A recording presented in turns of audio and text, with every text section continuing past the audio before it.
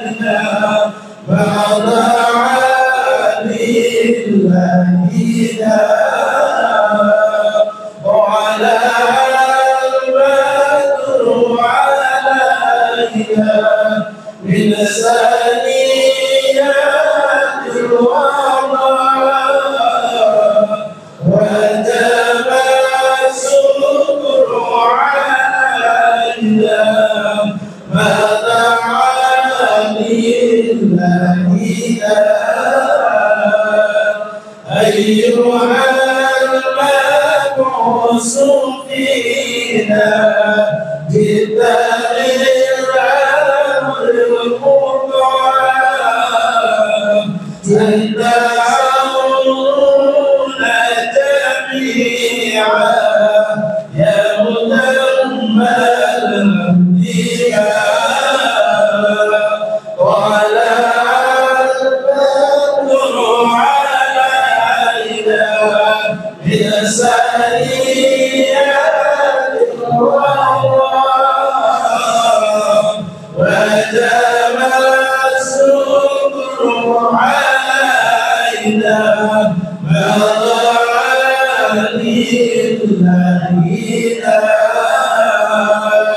كل سفيعا يا حبيبي يوم أسر وتقيما ربنا صل على من حل في خير المقام قال البدر علينا من ثنيات الوضع وجب السكر علينا مدى لله فاصبر الستر علينا واكفنا صر النداء وأنسنا بالبلايا يا مقيتا كلنا ولا البدر علينا بلسانيات الوضع ونبى السكر علينا مدى علينا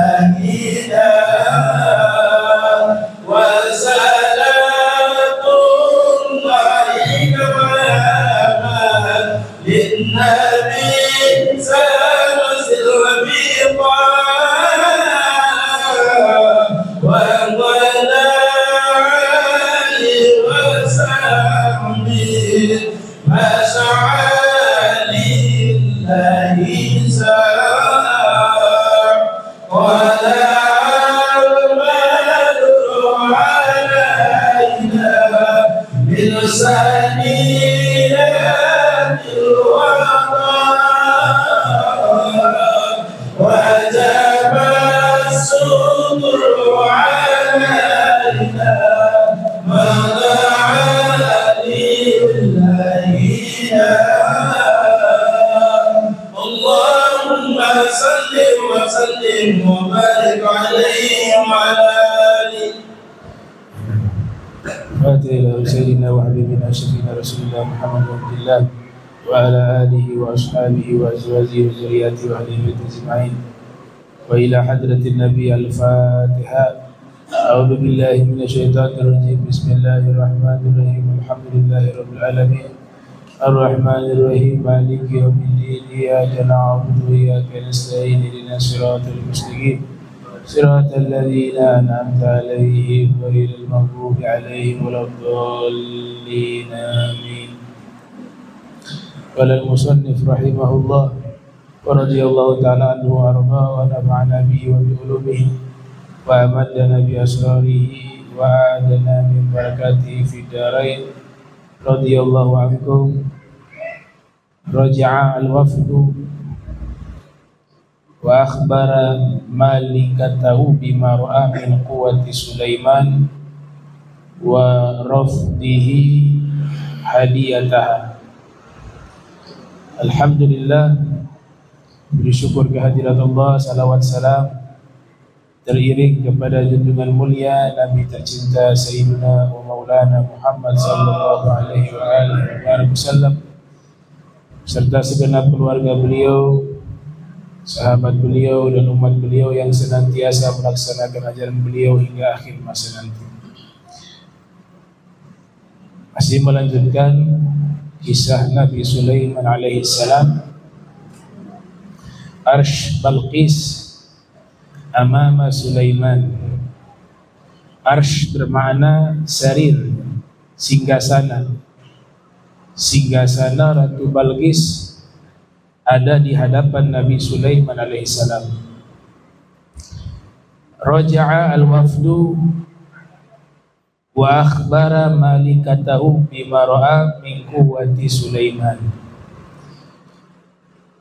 Seluruh utusan dari Ratu Balqis mereka kembali dan mengabarkan kepada Ratu Balqis bima ra'a min quwwati Sulaiman, terkait apa yang mereka lihat dari kekuatan Nabi Sulaiman dan penolakan Nabi Sulaiman dari pemberian hadiah dari Ratu Balqis. Wa akkada laha ma aqsama alaihi Sulaiman min at-tahdidi bil ghazmi idza ma rafadat. Dan Nabi Sulaiman bersumpah dengan sedikit bernada ancaman memerangi kepada Ratu Balqis dan kerajaannya jika tidak datang menemui Nabi Sulaiman. Rafadat hudura ilaihi, menolak hadir menemui Nabi Sulaiman. Inda idzin adrakat Balqis anna Sulaimana nabiyyun mursalun. Pada saat itu Ratu Balqis menyadari bahwa Nabi Sulaiman adalah seorang nabi yang diutus oleh Allah Subhanahu wa taala, dan orang yang akan melaksanakan apa yang dijanjikan dan apa yang diancam. Wa annaha la taqata laha bi mukhalafati amrihi. Dan Ratu Balqis menyadari bahwa kerajaannya, militernya tidak akan mampu bisa menghadapi atau melawan Nabi Sulaiman dengan pasukan militernya. Fatajahazat lil masiri ilaihi ma'a ashrafi qaumiha. Maka Ratu Balqis pun mempersiapkan diri, fatajahazat lil masiri, untuk melakukan perjalanan bersama para pembesar kaumnya untuk menemui Nabi Sulaiman alaihissalam. Arafa Sulaimanu bi masirati Balqis ilaihi. Nabi Sulaiman mengetahui perjalanan Ratu Balqis menuju kepadanya. Fa arada an yuriyaha ba'da ma khassahu Allah bihi min mu'jizatin liyakun dzalika dalilan ala nubuwwatih. Maka Nabi Sulaiman ingin memperlihatkan kepada Ratu Balqis sebagian dari apa yang Allah khususkan kepadanya dari mukjizat-mukjizat, agar supaya hal itu menjadi bukti kebenaran kenabiannya. Faqala liman haulahu minal jin. Maka Nabi Sulaiman berkata kepada orang di sekitarnya dan ada bangsa jin juga yang ada di sekitar Nabi Sulaiman. Ayyukum ya'tini bi arsy Balqis qabla an ta'tiya ilayya ma'a qaumiha mu'minina liyarau qudratullah. Siapa di antara kalian yang bisa mendatangkan singgasana Ratu Balqis sebelum dia datang menemuiku bersama kaumnya dalam keadaan beriman, agar supaya mereka bisa melihat kekuasaan Allah alladzi da'autuhum, yang dimana saya mengajak mereka untuk menyembahnya. Nah, ini kisah menceritakan bahwa Ratu Balqis dengan pasukan-pasukannya, pembesar-pembesar kaumnya, mereka datang dari Yaman.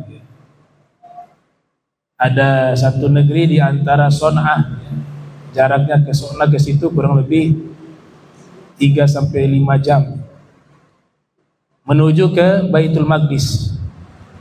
Baitul Maqdis tempatnya Nabi Allah Sulaiman alaihissalam. Jadi mereka, Ratu Balqis sudah meyakini bahwa Nabi Sulaiman seorang nabi, karena diuji.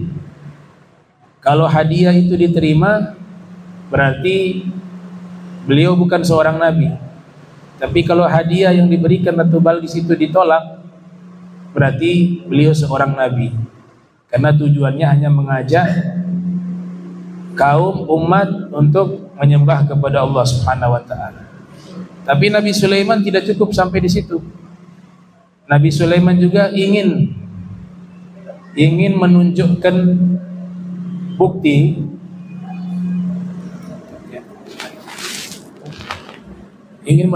bukti bahwasanya beliau seorang nabi, agar Ratu Balqis dengan semua pembesar kaumnya itu benar-benar yakin bahwasanya Nabi Sulaiman itu adalah seorang nabi.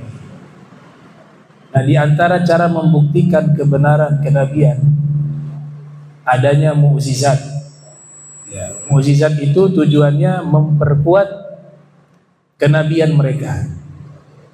Makanya fungsi mukjizat itu harus ditampilkan, harus ditunjukkan, tidak bisa disembunyikan.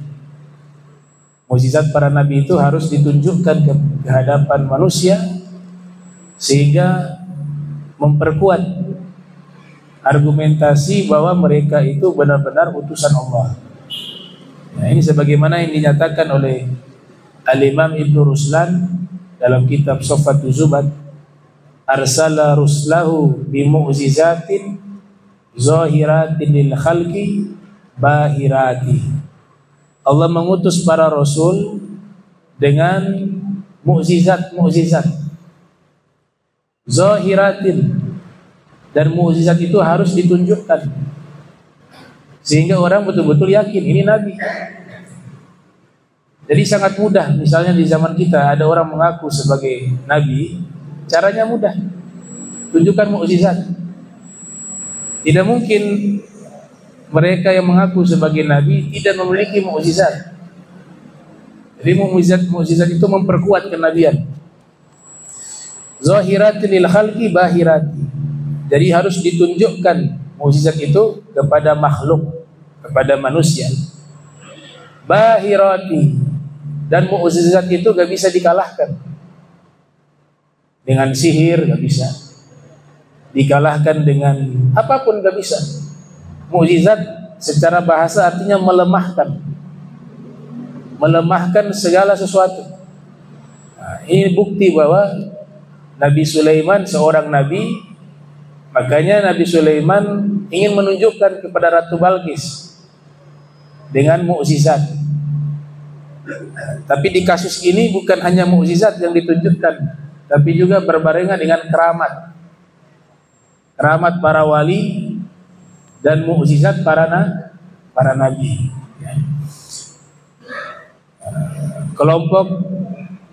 Ada kelompok dari umat Islam yang mengingkari mukjizat, keramat para wali.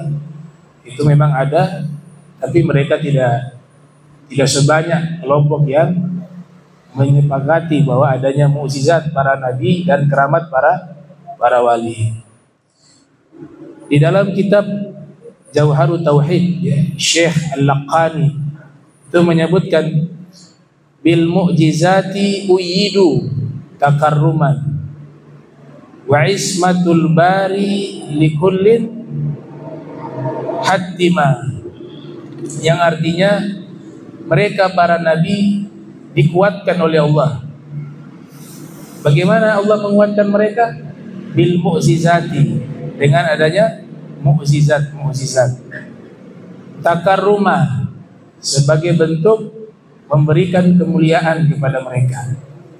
Wa ismatul bari likullin, dan Allah senantiasa menjaga mereka. Senantiasa menjaga mereka. Itu di dalam kitab Jawharut Tauhid, ditulis oleh Syekh Al-Laqani. Beliau ulama mazhab Maliki. Kalau yang Safwatu Zubad karangan Ibnu Ruslan, ulama mazhab Syafi'i. Baik. Maka dari sinilah Nabi Sulaiman mengatakan, siapa di antara kalian bisa mendatangkan singgasana Ratu Balqis? Tujuannya untuk menunjukkan kepada Ratu Balqis hal yang luar biasa.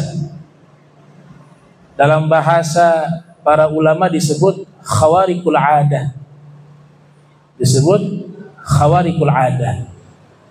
Keluar dari hal yang biasa. Keluar dari adat. Keluar dari hukum kausalitas, sabab musabab. Yang namanya mukjizat masuk kategori khawariqul adah. Hal yang luar biasa, yang keluar dari hukum normal, sehingga tentu tidak bisa dirasionalkan. Yang namanya mukjizat tidak masuk akal. Kalau namanya disebut masuk akal, bisa diterima oleh akal, itu bukan mukjizat. Mukjizat sesuatu yang di luar rasio, di luar hukum. Begitu juga keramat para wali. Ya, keramat para wali juga khawariqul adah. Itu termasuk hal-hal yang keluar dari hal yang biasa. Baik. Maka dari sini Nabi Sulaiman memerintahkan beberapa orang-orang terdekat. Situ ada bangsa jin, dipimpin oleh jin Ifrit. Dari golongan manusia ada ahli ilmu yang Allah sebutkan sebagai orang yang memiliki ilmu kitab, sebagaimana disebutkan di dalam firman, ya ayyuhal mala'u ayyukum ya'tini bi arsyiha qabla ayyatuni muslimin. Qala ifritun minal jin ana atika bihi qabla an taquma min maqami wa inni alaihi lagawiyyun amin. Kata Nabi Sulaiman, wahai segenap para pembesarku, siapa di antara kalian yang bisa mendatangkan singgasana Ratu Balqis sebelum mereka mendatangi saya dalam keadaan berserah diri? Maka Ifrit dari bangsa jin mengatakan, ana atika bihi qabla an taquma min maqami. Saya bisa mendatangkan itu kepadamu sebelum kau berdiri dari tempat berdirimu. Di situ yang dimaksud tempat berdirimu itu tempat duduk. Jadi di tempat duduk itu biasanya Nabi Sulaiman memutuskan perkara. Beliau menjadi sebagai hakim mulai dari subuh sampai zuhur. Beliau duduk di situ. Ada kasus-kasus masalah hukum diselesaikan pada waktu itu, mulai dari waktu subuh sampai zuhur. Kata jin Ifrit, sesungguhnya saya mampu, saya kuat, laqawiyun amin, dan bisa dipercaya. Artinya saya mampu memindahkan singgasana Ratu Balqis dari Yaman pindah ke Palestina. Tapi durasi waktunya sebelum kamu berdiri dari tempat dudukmu.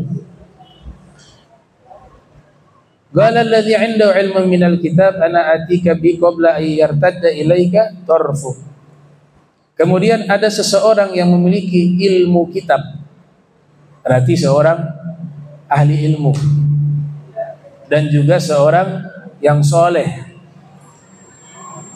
para ulama tafsir mengatakan ini malaikat dalam satu tafsiran. Jadi yang memindahkan singgasana Ratu Balqis itu malaikat yang memang ada di samping Nabi Sulaiman. Al-Imam Fakhruddin Ar-Razi dalam tafsir Mafatihul Ghaib yang lahir tahun 544 Hijriah, wafat 606 Hijriah, menafsirkan yang memindahkan singgasana Ratu Balqis itu seorang ulama dan juga sepupu dari Nabi Sulaiman bernama Asif bin Barkhayah. Nah, beliau yang memindahkan singgasana tersebut sebagai bentuk apa? Keramat. Dan keramat ini berarti masuk ke dalam mukjizat. Ini mukjizatnya Nabi Sulaiman. Tapi dilakukan oleh seorang wali, keramat. Jadi keramat itu bagian dari mukjizat. Adanya keramat para wali itu tidak lepas adanya mukjizat Nabi Muhammad SAW. Ya, karena keramat gak bisa ada tanpa adanya mukjizat dari para nabi. Ya. Akhirnya ahli kitab ini lebih hebat lagi. Kalau jin ifrit ketika berdiri, sebelum kau berdiri dari tempat dudukmu, singgasana itu pindah. Tapi kalau keramat lebih dahsyat lagi. Sebelum mengedipkan mata, ya, sekian detik itu singgasana akan dipindahkan dari Yaman pindah ke Palestina. Ya. Dari kota Sabah itu, negeri Sabah, pindah ke Baitul Maqdis. Maka Nabi Sulaiman pun mengiyakan. Coba kau pindahkan itu singgasana. Kemudian falamma ra'ahu mustaqirran 'indahu qala hadza min fadli rabbi.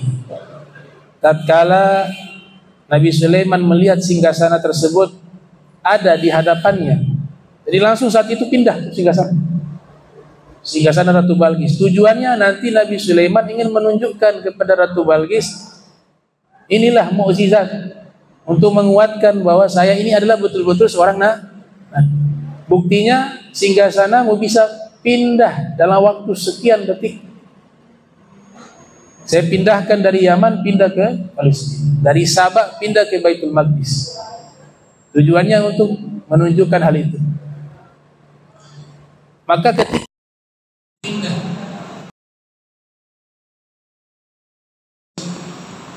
dan istananya dikunci, tapi bisa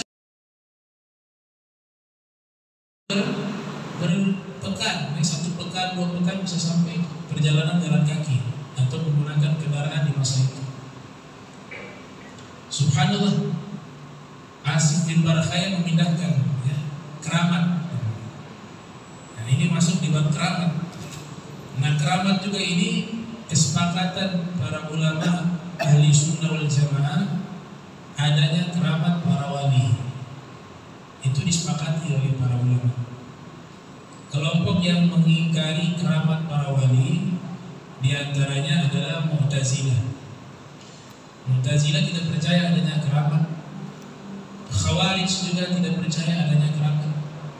Dan beberapa firqah kecil lainnya yang tidak percaya. Tapi secara keseluruhan para ulama ahli sunnah wal jamaah dan ulama-ulama mazhab yang lain juga itu percaya adanya keramat para wali.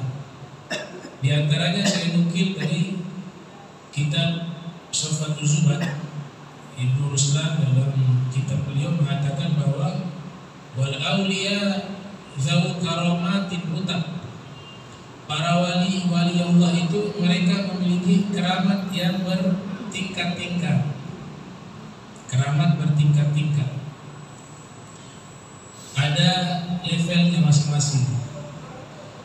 Syekh Al-Laqani juga menyebutkan wa athbitan li awliya al-karamah, ditetapkan. Ini mazhab Maliki. Jadi semua 4 mazhab, para ulama 4 mazhab itu, Maliki, Hanafi, Hambali, Syafi'i, mayoritas mereka semua mengakui adanya keramat para wali. Yang tidak mengakui hanya Mu'tazilah, Khawarij dan beberapa firqah yang memang dianggap menyimpang dari sisi akidah. Ya. Nah, jadi tidak serta-merta semua yang tidak masuk di akal kita tolak. Yang namanya keramat memang tidak masuk akal. Kalau masuk akal bukan keramat. Mukjizat juga tidak masuk di akal. Jangan terpengaruh dengan beberapa oknum mengatakan oh itu halusinasi, khurafat. Belum tentu. Saya juga termasuk sangat ketat mengambil riwayat keramat, karena juga ada oknum ya. Kita gak ingkari ada orang juga ngarang-ngarang keramat. Ada di setiap kelompok itu pasti ada oknum. Tapi tidak boleh juga kita mengingkari, gak ada semuanya khurafat. Berarti mengingkari kesepakatan para ulama. Imam Syafi'i percaya adanya keramat. Al-Imam Al-Laqani percaya adanya keramat. Imam Ibn Hajar Haytami percaya adanya keramat. Imam Nawawi percaya adanya keramat. Jadi hati-hati. Ketat tapi gak boleh pukul rata. Ya, tidak semua keramat yang itu dinyatakan khurafat atau halusinasi. Ada yang benar. Dan betul juga ada juga keramat-keramat yang dipalsukan. Ada oknum begitu. Ada yang tanya ke saya, bisa cerita keramat dipalsukan? Saya bilang, sabda Nabi saja, hadis dari Nabi saja berani dipalsukan. Hadis palsu, hadis maudhu. Kalau atas nama Nabi saja ada oknum yang memalsukan atas nama Nabi, apalagi auliya usulih. Nah, jadi hal itu ada ya. Ini berbicara berdasarkan keilmuan. Para ulama ahli sunnah mengatakan tadi, Ibnu Ruslan mengatakan demikian. Kemudian juga Al-Imam Al-Laqani dalam Jawharut Tauhidnya juga mengatakan demikian. Wa athbitan li awliyal karamah, ditetapkan adanya keramat para wali. Wa man nafaha, siapa yang mengingkarinya, kata beliau, maka ucapannya ditolak. Maksudnya mengingkari keramat gak ada, maka ucapan itu ditolak, kata beliau. Bahkan Ibnu Taimiyah itu menyatakan keramat itu adalah satu pangkal dalam pemahaman agama, masalah usul. Jadi Ibnu Taimiyah juga tidak mengingkari keramat para wali. Dalam kitabnya Al-Aqidah Al-Wasithiyah, juga dalam Majmu' Fatawa beliau, di situ beliau mengatakan min usuli ahli sunnati wal jamaati at-tasdiq bi karamatil awliya. Daripada asas fondasi pemahaman ahli sunnah wal jamaah at-tasdiq, tasdiq percaya adanya keramat para wali.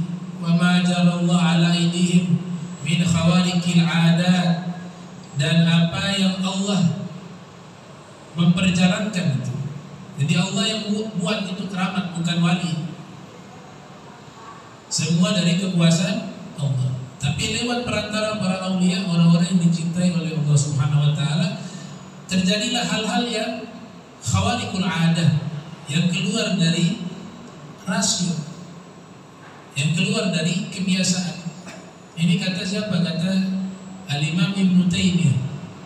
Ala aidihim min khawariqil adat, kata beliau. Jadi termasuk keyakinan ahli sunnah wal jamaah atas percaya bi karamatil auliya, dengan keramat-keramat para wali. Bahkan saya dapat juga ini fatwa dari Syekh bin Bas. Ya. Syekh bin Bas dalam fatwanya itu menyatakan karamatul auliya thabita 'inda ahli sunnati wal jamaah. Min aqidati ahli sunnati wal jamaah al-iman bi karamatil auliya wa annaha haqqun wa hiya khawariqul 'adati allati yakhluquha Allah bi ba'di awliyaih imma li hajatin bihi aw li iqamati hujjati ala a'da'illah li nasri din wa iqamati amrillah, yang artinya kata Syekh bin Baz, keramat-keramat para wali itu benar adanya, sabit, yaitu dinyatakan pendapat itu ada dan kuat pendapat itu menurut ahli sunnah wal jamaah. Dan termasuk akidah ahli sunnah wal jamaah, beliau menggunakan kata iman lagi, al-iman,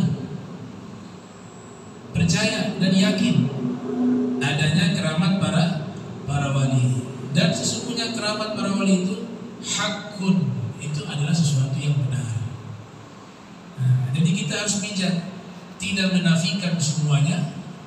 Tidak semua itu khayal, tidak semua itu khurafat. Teliti lagi, kalau memang ada sanadnya, kemudian ya sebagaimana ilmu hadis, pakai manhaj ulama-ulama hadis.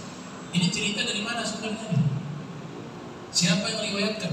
Cerita, oh ini orang yang soleh nih, jujur, thiqah, diakui oleh ulama. Kemudian diriwayatkan lagi sampai kepada orang yang menceritakan riwayat tersebut. Nah, berarti ini gak bisa diingkari, ya, karena riwayatnya kuat. Tapi kalau yang cerita, oh ini ada orang bilang begini, ini orangnya gak jelas nih siapa. Nah ini kita tanda tanya nih, apa benar nih cerita ini? Nah, jadi harus insaf, namanya insaf itu harus adil, tidak menafikan seluruhnya, juga tidak serta-merta terima semua cerita keramat. Ada dawabit, ada regulasi keramat itu ada. Yang pertama, keramat para aulia tidak mungkin bertentangan dengan syariat Islam. Itu dawabit, regulasi. Begitu juga mukjizat para nabi, tidak mungkin mukjizatnya bertentangan dengan hukum syariat. Keramat para wali juga demikian, tidak mungkin bertentangan dengan hukum syariat. Misalnya apa? Dia minum khamar, ini wali nih, jelas-jelas itu khamar diminum, maka dikatakan keramatnya bisa berubah jadi susu. Itu harus dibuktikan betul-betul berubah tidak. Ada keramat tidak sholat, ya, dia tidak sholat Jumat, dia tidak sholat, katanya sudah, ya pokoknya yang dia bertentangan dengan syariat itu harus hati-hati, harus teliti. Kemudian kisah-kisah keramat itu harus bijak menyampaikan, ada manfaat tidak? Karena ada orang yang akalnya, ilmunya belum sampai ke situ. Ini orang baru belajar, tahu-tahu cerita yang aneh-aneh begitu. Ikhwatibun nas ala qadri uqulihim, ya. Sampaikanlah kepada manusia sekadar ukuran akal mereka. Gitu. Misalnya yang heboh itu ada keramat para wali Mi'raj. Dulu ada Sufi Kabir Abu Yazid Al-Bustami. Itu menjadi polemik di kalangan para ulama zaman itu, karena keramatnya itu Mi'raj. Pertanyaannya, Mi'rajnya ini apakah sama dengan Mi'rajnya Nabi? Kalau Mi'rajnya Nabi mukjizat besar, ruh dan jasad, kesepakatan para ulama. Tapi kalau aulia bagaimana? Gak bisa jadi mimpi kali. Mimpi bisa jadi mimpi, bisa jadi Mi'raj dengan ruh saja, tidak dengan jasad. Ini bukan di zaman kita jadi masalah. Problem ini di masa Abu Yazid Al-Bustami yang memiliki keramat Mi'raj itu di kalangan ulama jadi polemik. Untuk bisa baca di kitab Tazkiratul Awliya. Dan ada yang mengkritik juga. Belakangan dari Sada Ali Ba'alwi ada manaqibnya Fagil Muqaddam 70 kali Mi'raj. Harus diteliti juga. Apakah sama dengan mukjizat Nabi? Nah, satu pihak jangan langsung mengingkari, oh ini khayal. Hanya mengingkari semua keramat tidak ada. Berarti antum bukan ahli sunnah wal jamaah, antum Mu'tazilah atau Khawarij yang mengingkari keramat. Menerima juga mentah-mentah juga salah. Kita harus belajar meneliti. Kemudian sebenarnya pembahasan begini jangan dikaji di depan halayak umum. Nanti apa? Nama wali ini tercemari gara-gara kita kurang bijak. Keramat para wali itu sesuatu yang mahal, diceritakan kepada orang-orang yang layak untuk mendengar. Tidak semua orang harus diceritakan keramat para wali. Itu wasiat dari Syekh Abu Bakar bin Salim. Dalam syairnya mengatakan bahwa hati-hati rahasia kami jangan kalian umbar-umbar. Jadi para wali sendiri gak suka keramatnya itu diumbar-umbar, karena mereka senangnya umur, tidak senang populer. Syuhro itu anti bagi mereka. Mereka senangnya khumul, menyembunyikan diri. Itu. Ini dawabit namanya, dawabit. Jadi harus bijak, kita harus insaf, berada di tengah, ya, di tengah. Gak boleh mengingkari secara keseluruhan, juga tidak mudah menerima. Harus tahu siapa yang riwayatkannya. Keramatnya ini bertentangan dengan syariat atau tidak, dan seterusnya. Ada beberapa kitab yang ditulis oleh ulama menguatkan bahwa keramat para wali itu ada. Di antaranya Jami' Karamatil Auliya, karya Syekh Yusuf Nabhani.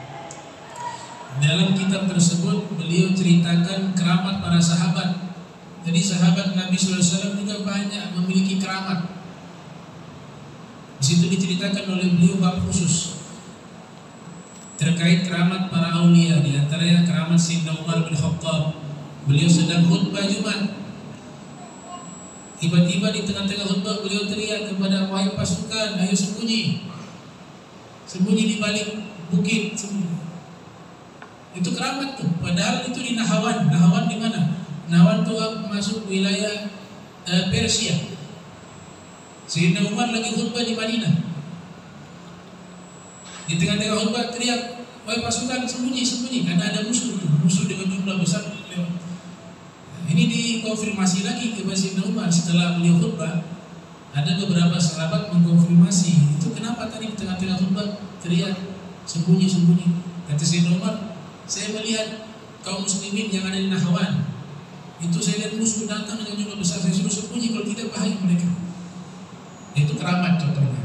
Dan itu banyak terjadi di kalangan para sahabat Rasul Sallallahu Alaihi Wasallam dan juga kalangan tabi'in. Ya, berarti ada. Syekh As-Sindi juga menulis kitab berjudul Risalah fi Thubutil Karamatil Auliya. Kitab yang membahas adanya keramat para wali. Namanya Syekh As-Sindi Al-Madani. Syekh As-Sindi Al-Madani. Beliau ulama kota Madinah Al-Munawwarah di zaman tersebut. Ya, ada. Jadi jangan terlalu umbar-umbar. Keramat itu yang paling manfaat.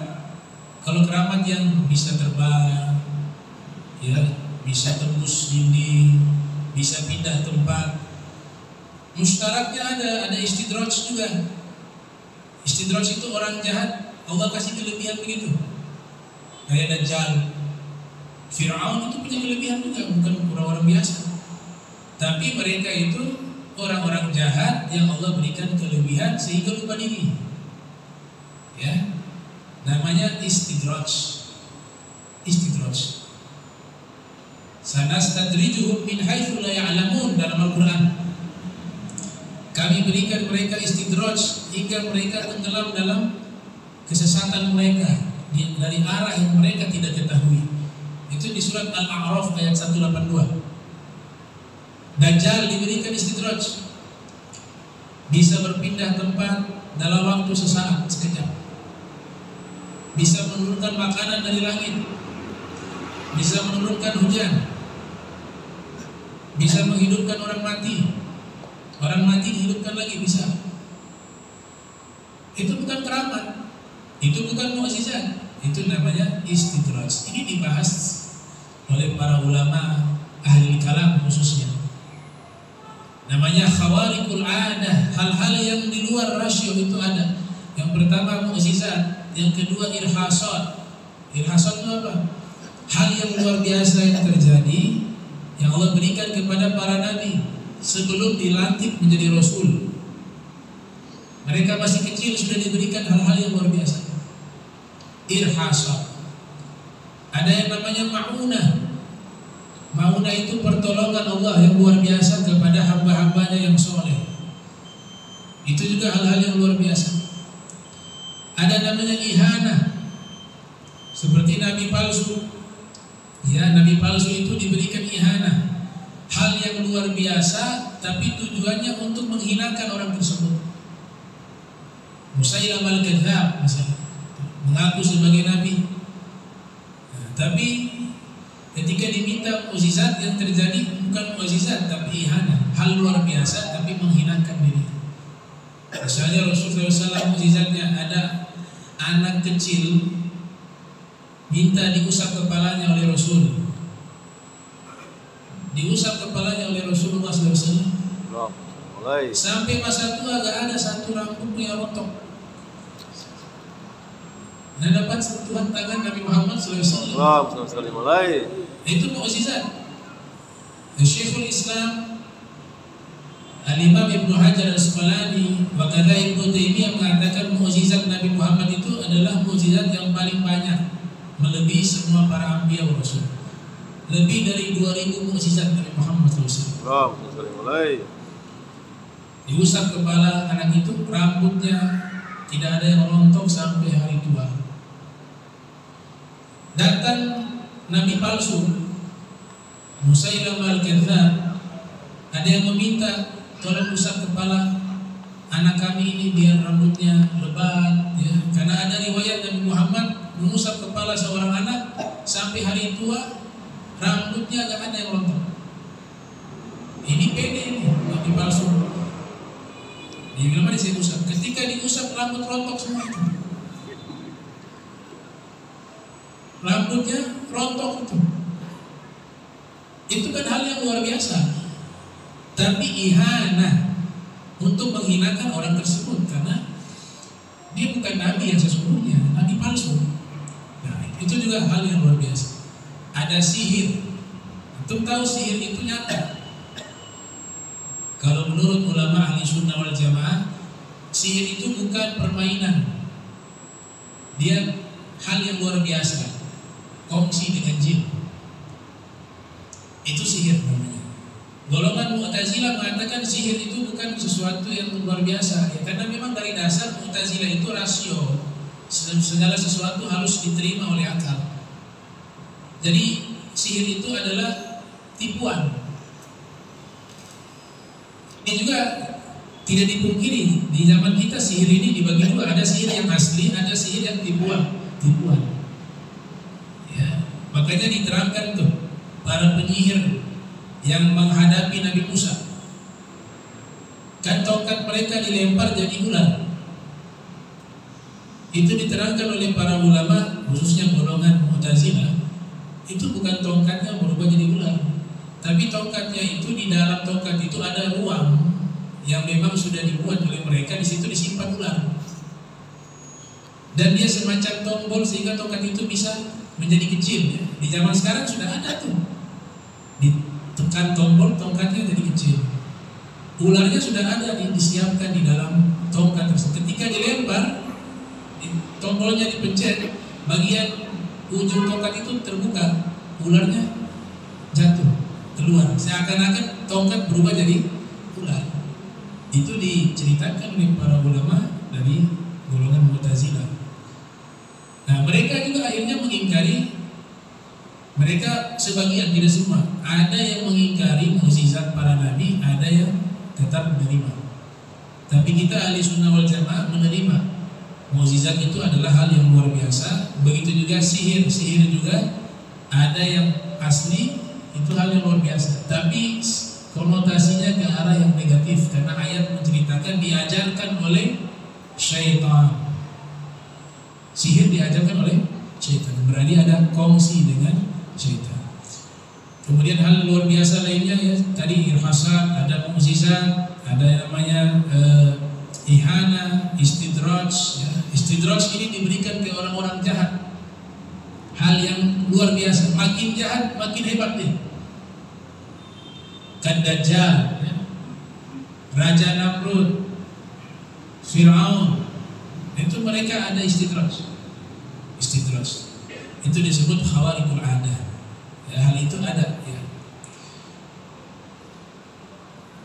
Ada ungkapan di sini Al-Imam Syafi'i dan Imam Lais Ibn Sa'ad Al-Misri dan tokoh-tokoh sufi lainnya seperti Imam Junaid Al-Baghdadi dan lain sebagainya, ulama-ulama besar ya, mereka mengatakan idza ra'aitum rajula, apabila kalian melihat ada seseorang itu, idza ra'aitum ar-rajula yamshi 'alal ma', bisa jalan di atas air, wa yatiru fil hawa, bisa terbang di udara, fala taghtarru bihi, jangan kalian tertipu dengan itu.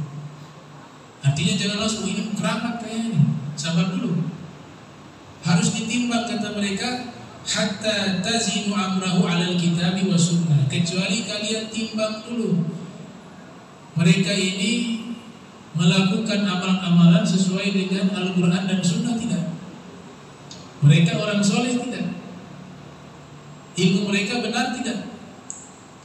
Karena khawatir itu bukan keramat tapi apa? Istidraj. Atau jangan-jangan sihir. Nah itu. Dan agama itu bukan dilihat dari situ. Bukan dilihat dari keramat.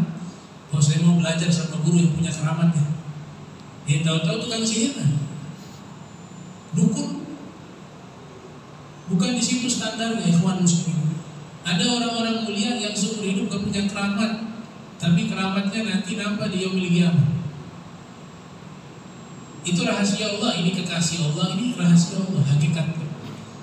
Ada yang nampak, ada yang prasangka baik orang kepada mereka, ada yang memang Allah sengaja tampakkan. Ya, mereka gak mau tapi memang sengaja Allah tampakkan. Jadi standar agama itu adalah berpegang teguh dengan ajaran Islam. Habib Umar mengatakan keramat ada dua. Habib Umar bin Hafiz, ada namanya al-karamah as-suriyah, keramat secara fisik, itu hal-hal yang aneh-aneh tadi. Ada al-karamatu al-hakikiyah, ada keramat yang hakikat. Keramat yang hakikat apa? Keramat ini mampu memberikan manfaat, sangat dermawan, itu keramat. Ada orang tuh hidupnya berbagi sana sini, itu keramat yang lebih mulia daripada sekedar terbang atau tembus dinding. Ada keramat istiqomah di sholat tahajud. Masya Allah, berapa lama tahajud? 30 tahun. Ini keramat yang hakiki. Ada yang keramatnya apa? Tawadhu, orangnya sangat rendah hati. Ada keramatnya sabar, sabar. Ada keramatnya zuhud terhadap dunia. Ada keramat yang sifat-sifat mulia, itu semua keramat hakiki. Kata beliau, nah itulah yang harus dikejar. Ya, bukan dikejar keramat bisa terbang, bisa kasyaf, itu levelnya masih di bawah dari keramat hakiki. Keramat hakiki itu sesuatu yang lebih mulia dari itu. Nah, makanya ada ungkapan para ulama, al-istiqomah khairun min alfi karamah. Istiqomah itu lebih hebat, lebih baik dari 1000 keramat para wali. Wa thubutul karamah dawamuha, dan tetapnya keramat jika terus menjaga istiqomah. Ini yang harus dicari nih, keramat. Keramat itu apa? Kemuliaan. Karomah itu artinya dari bahasa Arab karomah, kemuliaan. Cari kemuliaan taat, kemuliaan takwa, kemuliaan dermawan, kemuliaan zuhud, kemuliaan tawadhu, kemuliaan akhlak mulia. Itu juga keramat, ikhwan. Itu. Kan kita mau jadi mulia di hadapan Allah. Kalau punya keramat begitu populer, gak enak hidup terkenal tuh, gak enak. bisa jadi ujian juga, ya, bisa jadi ujian bagi orang yang diberikan hal itu. Ya, takut nanti masuk musuh, masya Allah ini kayak saya hebat, hancur semua. Keramat-keramatnya hilang. Ada yang mengamalkan sesuatu niatnya sudah berubah. Ini baca, ini doa-doa, baca ini kenapa? Mencari keramat bisa kasyaf ini. Yang dicari Allah bukan itu. Yang dicari tagarrub ilallah, kita bisa dekat dengan Allah, bisa dekat dengan baginda Nabi Muhammad SAW. Itu keramat yang paling tertinggi, ikhwan muslimin. Nah, jadi ini yang perlu saya sampaikan ya. Ada satu syair ya dikutip oleh Syekh Muhammad Asy-Syinkiti. Syekh Asy-Syinkiti menulis kitab Adwaul Bayan, menafsirkan Al-Quran dengan Al-Quran. Beliau mengatakan begini dalam syairnya, idza ra'aita rajula yatir wa fawqa ma'il bahri qad yasir wa lam yakif 'inda hududi syar'i fa innahu mustadrajun